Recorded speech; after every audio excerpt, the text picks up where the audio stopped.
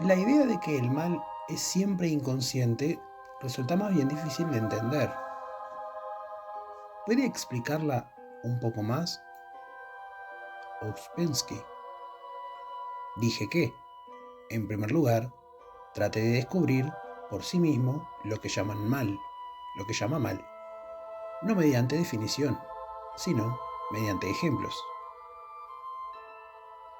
Cuando tenga cierta cantidad de ejemplos, pregúntese, ¿podrían ser conscientes?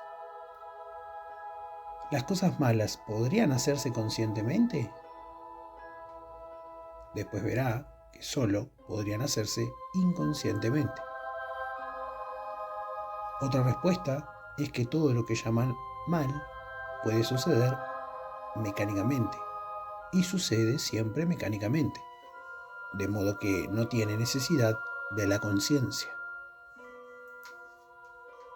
Dije que debemos estudiar las ideas de este sistema principalmente en conexión con la evolución del hombre, y expliqué que, por evolución, debemos entender un proceso consciente y esfuerzos conscientes, continuos y conectados. No hay evolución mecánica, como a veces se entiende. La evolución, si es posible, solo puede ser consciente. Y el principio de la evolución es siempre la evolución de la conciencia. No puede ser la evolución de nada más. Si la conciencia empieza a evolucionar, otras cosas empiezan a crecer y evolucionar. Si la conciencia permanece en el mismo nivel, todo lo demás permanece en el mismo nivel. Hay varias cosas que es importante entender desde el principio mismo en relación con la evolución. Primero, que de la grandísima cantidad de hombres, número 1, número 2 y número 3, solo poquísimos pueden convertirse en número 4, número 5, número 6 y número 7, o siquiera empezar. Eso debe entenderse muy bien, porque si empezamos a pensar que todos pueden evolucionar, cesamos de entender las condiciones necesarias para el inicio de la evolución, como se las describí en el ejemplo de la prisión. ¿Todas las razas humanas tienen la misma posibilidad de desarrollo? Ouspensky. Esa es una pregunta interesante. Me planteé esta pregunta cuando por primera vez afronté este trabajo, y me dijeron que había sido discutida en escuelas importantísimas en un periodo importantísimo, y que luego de ejecutar todos los experimentos posibles a este respecto, llegaron a la conclusión de que desde el punto de vista del desarrollo posible, no hay diferencia entre las razas blanca, amarilla, negra, cobriza y roja. En la actualidad, las razas blanca y amarilla predominan, mientras que en el pasado hacían lo propio una de las otras. Por ejemplo, la esfinge nos recuerda a un negro, no a un europeo. En conexión con lo que dijo sobre el bien y el mal, ¿un seguidor de este sistema puede tomar parte en la guerra? Ouspensky. Esa es una cuestión suya propia. No hay prohibiciones ni condiciones externas. ¿Pero podría conciliar las dos cosas? Ouspensky. Nuevamente, es su asunto personal. Este sistema particular deja muy libre al hombre. Este quiere crear la conciencia y la voluntad. Ni la conciencia ni la voluntad pueden crearse siguiendo ciertas restricciones externas. Uno debe ser libre. Usted debe entender que las cosas externas son las que menos importan. Las cosas internas son importantes. La guerra interna. Hay muchas cosas que parecen malas que soy capaz de cometer. Ouspensky. Usted no puede tomarse como ejemplo porque solo podría tomar ejemplos del mal que ya cometió. De modo que es mejor tomar la idea en general. Encuentre todos los ejemplos posibles. No me refiero a accidentes o errores, porque muchos delitos son accidentales. Pero tome todo lo que podemos definir como mal intencional y verá que este no necesita conciencia. Una sola acción mecánica y todo sigue. Eso crea la ilusión de la alternativa. Ouspensky. Esa es la máxima ilusión.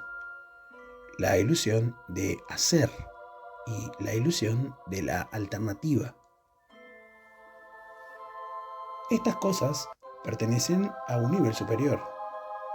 Empezando con el número 4, uno ya comienza a tener alternativa, pero los hombres número 1, número 2 y número 3 tienen poquísima alternativa. ¿Usted no diría que el estudio de la magia negra fuera mal consciente? Ouspensky. ¿Conoce a alguien que la estudiara, con excepción de las personas que leen libros con láminas terroríficas y que se engañan? Si usted se impone deliberadamente el trabajo de engañar a otra persona, ¿no se trata de mal deliberado? Ouspensky. Es muy probable que usted no pudiera hacer nada en su auxilio. Existiría tal presión de las circunstancias o algo así, que usted no podría obrar de otro modo. Todos esos son problemas difíciles y lleva largo tiempo acostumbrarse, porque estamos acostumbrados a pensar en el sentido equivocado. Por ejemplo, cuando miramos los acontecimientos históricos, tomamos como conscientes precisamente aquellas cosas que no pueden ser conscientes, y las cosas que pueden ser conscientes las tomamos como mecánicas, como una especie de proceso. Ahora bien, si volvemos a esta idea de que solo poquísimos pueden desarrollar y hallar en sí mismos las posibilidades ocultas, surge naturalmente la pregunta: ¿qué determina la diferencia? ¿Por qué algunas personas tienen una oportunidad y algunas personas no la tienen? Es absolutamente cierto que algunas personas no tienen oportunidad desde el principio mismo. Nacen en circunstancias tales que no pueden aprender nada o son defectuosas en algún sentido. De modo que excluimos a los defectuosos porque no hay nada que decir sobre ellas.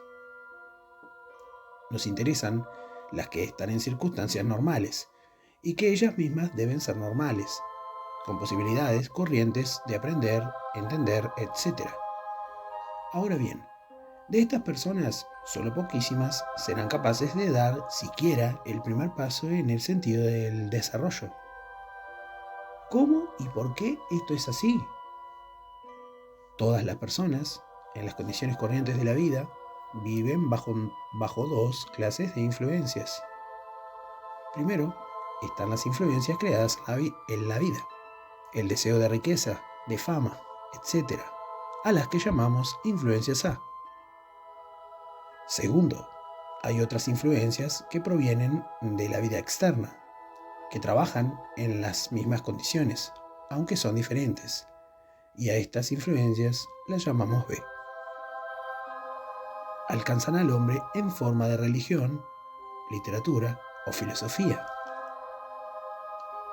Estas influencias de segunda clase son conscientes en su origen.